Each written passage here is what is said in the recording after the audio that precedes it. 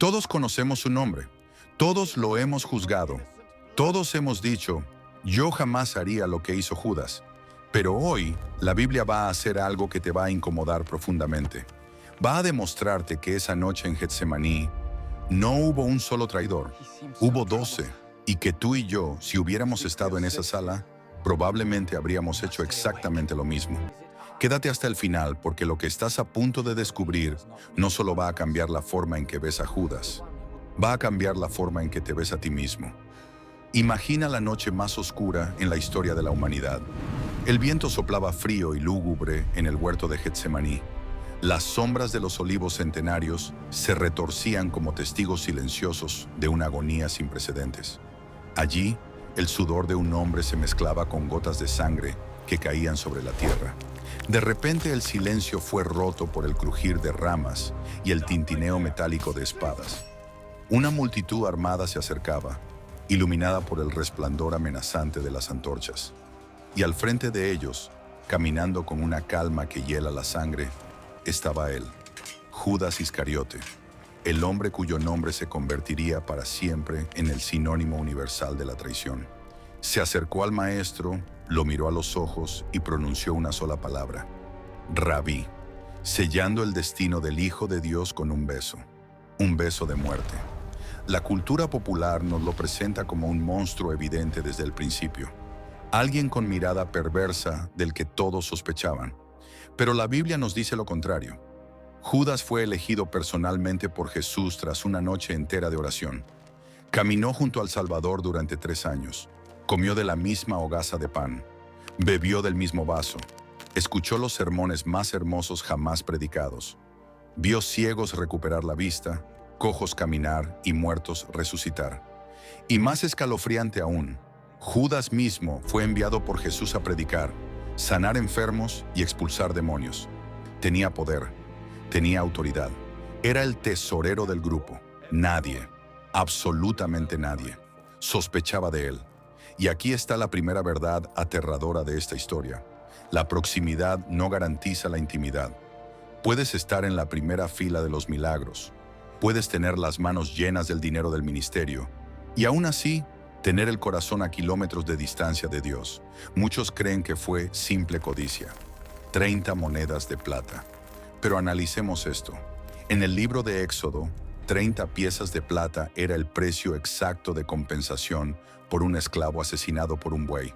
Judas no solo vendió a Jesús, lo vendió por el precio del esclavo más despreciable de la sociedad.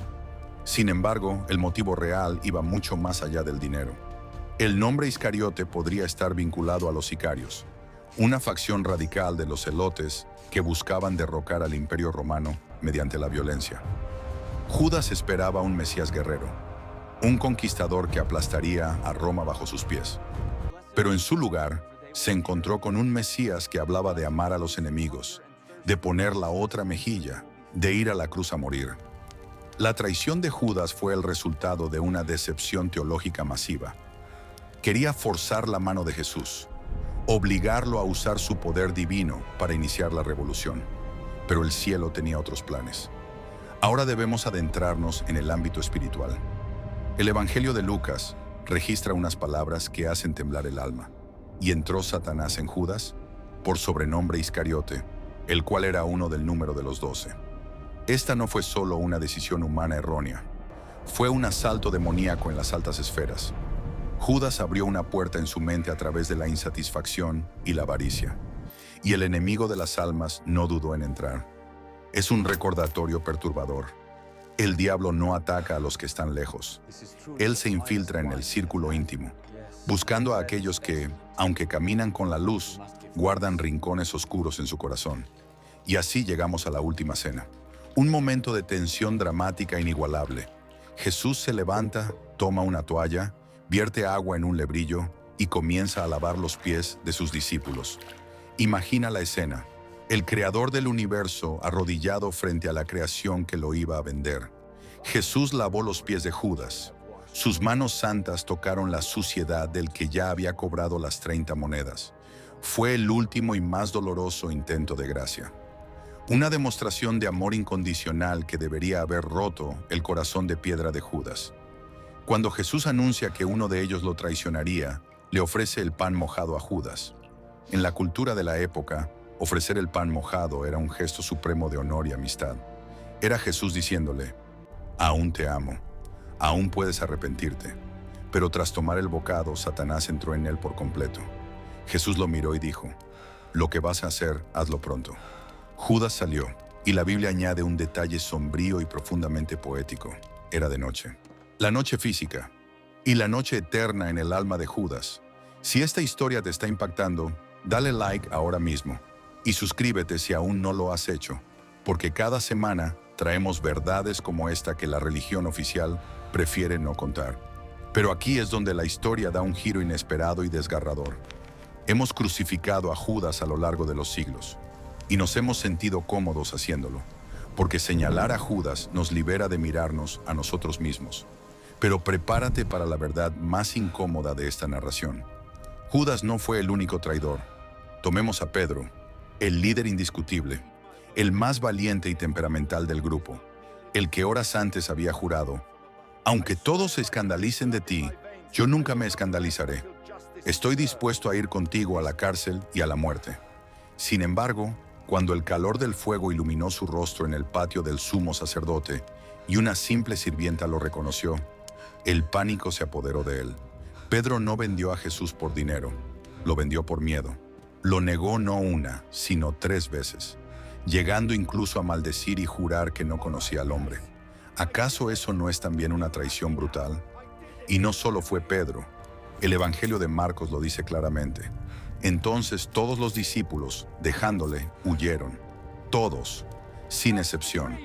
En el momento más crítico de la historia universal, el Hijo de Dios fue dejado completamente solo. Uno lo vendió, otro lo negó. El resto corrió a esconderse en la oscuridad para salvar sus propias vidas. La traición no fue el monopolio de un solo hombre malvado. Fue la exposición total de la fragilidad y corrupción del corazón humano.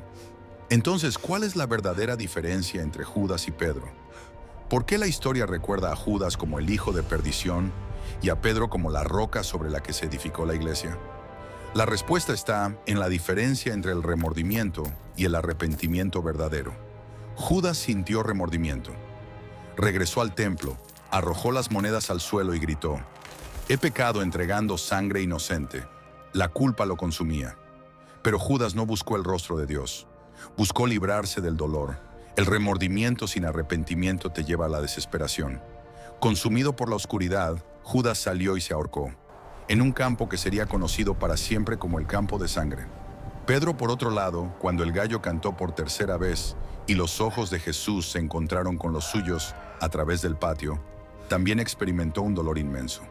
La Biblia dice que Pedro salió y lloró amargamente, pero el dolor de Pedro lo llevó al arrepentimiento, a una rendición total, a esperar la misericordia del Señor que él sabía que era infinita. Pedro no se destruyó a sí mismo, permitió que Dios destruyera su orgullo para ser restaurado. Y junto al mar de Galilea, un Jesús resucitado restauraría a Pedro con 3 preguntas de amor, borrando cada una de sus negaciones. El misterio de la traición de Judas es en realidad un espejo perturbador puesto frente a nuestro propio rostro. Es fácil juzgar al hombre que dio el beso en Getsemaní, pero la narrativa bíblica nos obliga a hacer una pausa y mirarnos por dentro. ¿Cuántas veces nos hemos acercado a Jesús con un beso de adoración los domingos, solo para traicionar sus principios el lunes, en nuestros trabajos, en nuestras decisiones, en nuestro trato con los demás? ¿Cuántas veces hemos vendido nuestros valores, no por 30 monedas de plata, sino por la aceptación social, por un momento de placer fugaz o por evitar la burla del mundo? Judas no fue el único. La semilla de la traición existe en la naturaleza caída de todo ser humano. La verdadera pregunta no es si somos capaces de traicionar a Dios. La historia demuestra que todos lo somos. La verdadera pregunta es ¿qué haremos después de fallar? ¿Saldremos a la noche de la desesperación, colgados de la culpa y el remordimiento como Judas? ¿O dejaremos que nuestras lágrimas amargas nos lleven de regreso a los pies de la cruz, buscando la gracia inagotable del Salvador que perdona a los pecadores y restaura a los caídos, como lo hizo Pedro? La historia de Judas no está en la Biblia para entretenernos, está para advertirnos. Examina tu fe, examina tus motivos. Asegúrate de que tu proximidad a las cosas sagradas esté respaldada por una devoción sincera y un corazón rendido a la voluntad del Padre. Porque al final, lo único que importa no es la grandeza de nuestras promesas, sino la profundidad de nuestro arrepentimiento. Que esta verdad te despierte hoy. Ahora necesito que hagas algo. Escríbeme en los comentarios una sola palabra: Getsemaní. Quiero saber que este mensaje llegó a tu corazón. Y si conoces a alguien que está cargando culpa y remordimiento hoy, alguien que siente que lo que hizo no tiene perdón, envíale este video ahora mismo. Puede ser exactamente lo que necesita escuchar. Suscríbete si aún no lo has hecho. Cada semana traemos historias como esta, verdades que la religión oficial prefiere dejar enterradas. Hasta la próxima historia. Y recuerda, la diferencia entre Judas y Pedro no fue la gravedad de su caída, fue lo que hicieron después de caer.